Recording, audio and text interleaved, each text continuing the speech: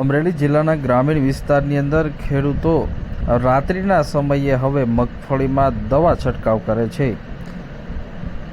અમરેલી જિલ્લાના ગ્રામીણ વિસ્તારની અંદર ખેડૂતો રાત્રિના દવાનો છંટકાવ કરી અને ઈયળનો ઉપદ્રવ ઘટાડવા માંગે છે અને ઈયળનો ઉપદ્રવ ઘટાડવા માટે રાત્રિના સમયે દવા છંટકાવવાનું શરૂ કર્યું છે।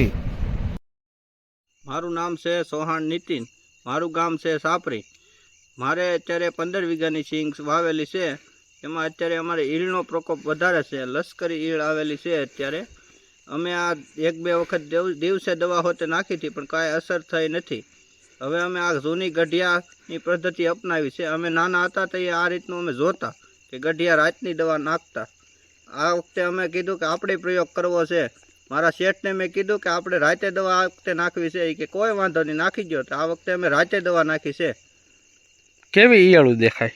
ઈળું ફૂલ દેખાય છે। રાતે ડોકે 2-3 બેઠી હોય, રાતે બત્તી કરીએ ને તઈ દિવસે ક્યાં વી જાય? દિવસે અત્યારે મૂળની અંદર વી જાય છે જમીનમાં, એટલે દિવસમાં ઈળને કોઈ અસર થતી નથી દવાની। મારું નામ સંજયભાઈ ગોંડલિયા છે, ગામ સાપરી, સાવરકુંડલા તાલુકો, જિલ્લો અમરેલી। અને અમારે 20 વીઘા જમીન છે, એમાંથી 15 વીઘામાં મગફળીનું વાવેતર કર્યું છે। પરંતુ એમાં અત્યારે લશ્કરી ઈયળનો ઉપદ્રવ વધારે હોવાથી રાત્રિના દવાનો છંટકાવ કરવામાં આવ્યો છે। કેમ કે જૂના જમાનામાં એ પદ્ધતિ બધા અપનાવતા હતા, એટલે અમે પણ અપનાવી અને અમારા ભાગીદાર નીતિનભાઈ અમને કીધું હતું કે રાત્રિના દવા છાંટીએ તો કદાચ લશ્કરી ઈયળનો નાશ થાય। કેમ કે દિવસ દરમિયાન લશ્કરી ઈયળ છે એ જમીનમાં ઉતરી જાય છે અને દવાનો છંટકાવ કરીએ છીએ તો તેમની કોઈ અસર એમને થતી નથી।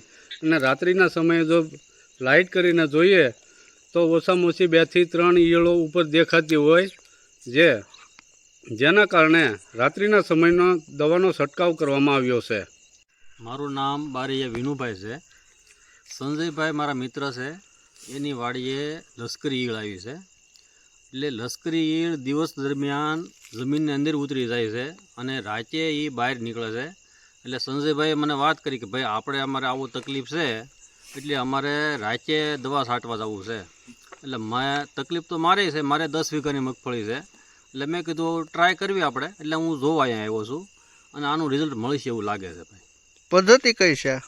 આ રાતે દવા છાંટી એમાં શું છે કે ઈળ બહાર આવે ને એટલે રાતે દવા ખાય એટલે મરી જાય। વર્ષો પહેલા વૃદ્ધો રાત્રિના સમયે દવાનો પણ છંટકાવ કરતા હતા।